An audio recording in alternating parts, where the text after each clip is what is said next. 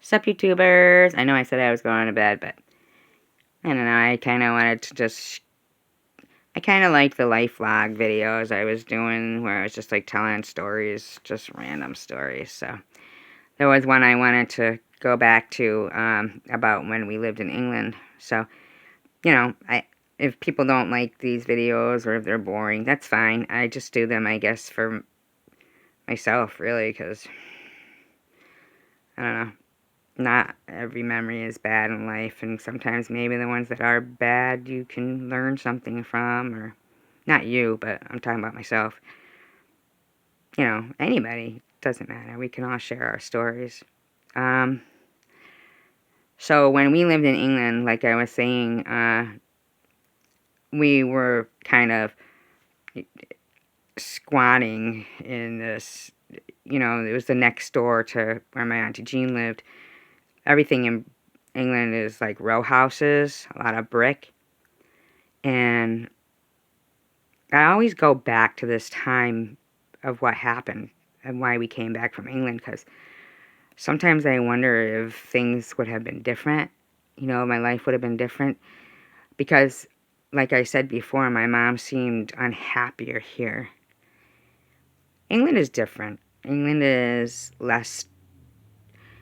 I'm not going to say less stressful, but because most people. There's like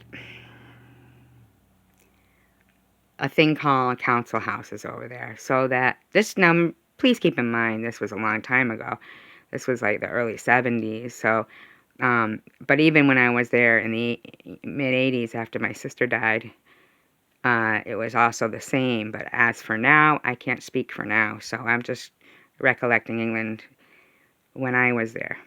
But they're called council houses, and I know that they've increasingly become like called estates, where they're like a lot more dangerous, it seems. There's a lot going on over there, and it's a shame.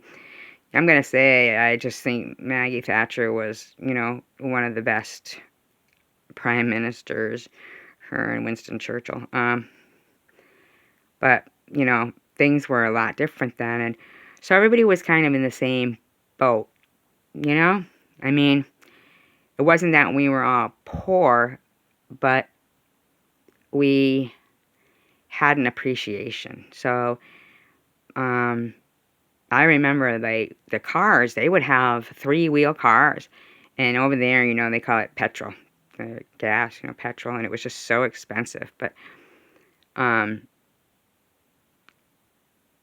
so we were my mother had put her name in for the council, and she has had a big family over there. Of course, they all kind of have passed away and stuff, but she had many brothers and sisters and everything.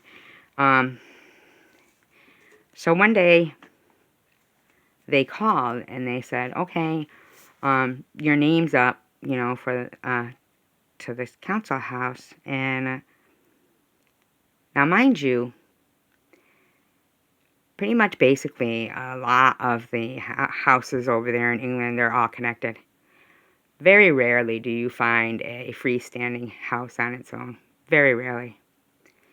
My mother, she was a good, she could draw good, she was a good artist. She had a good imagination, good interior decorating kind of stuff. Like, she could make me a Barbie doll house out of a cardboard box that you just wouldn't believe. You couldn't believe it. I remember, and this is over here in the States, we would go to this place called Kelly Fredette, and it was like a home improvement place, like a Home Depot, but like, with lumber and everything, and they would save the pieces of the wood that, came off the, whatever planks or whatever, and she would go and she'd get them, and she would make me a Barbie doll house, and she would put, like, she'd get the, the scraps that they used to use for, not the scraps, let me say that, the example books that they would have. This was from a place called Survivorgirl, and they would have,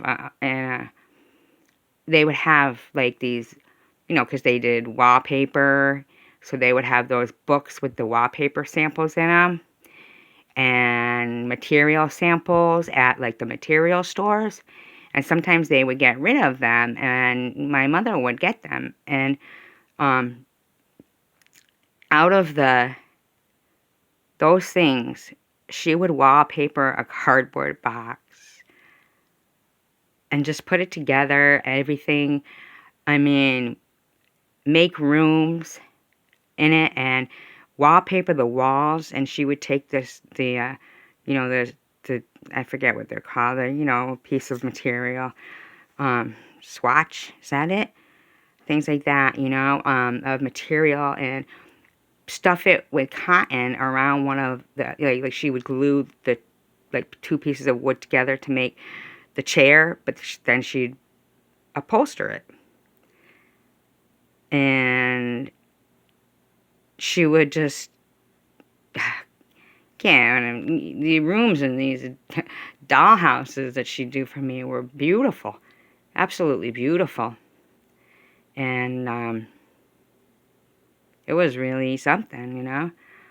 But those were the times that I had the best dollhouses. They could go and buy one for $100, and it still was just all that plastic furniture and the same furniture as everybody else's, but mine was like this, decor. Just, she really had a gift for that. But as I said, over here, it's such more struggle than over in England, even though it's a struggle there. But we're all struggling together.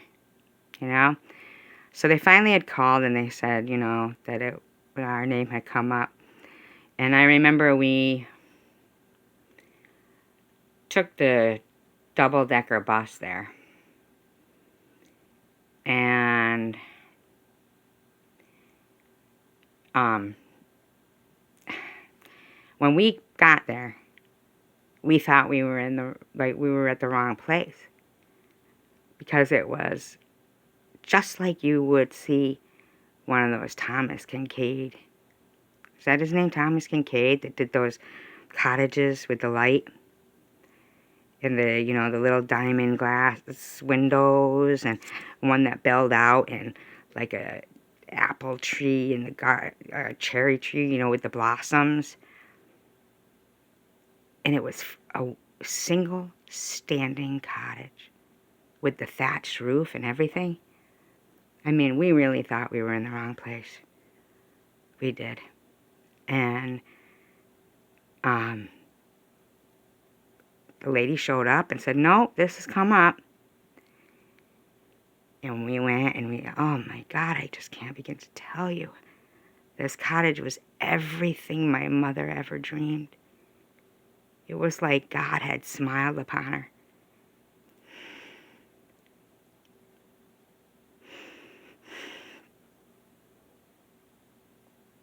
I'll have to continue this story in a minute.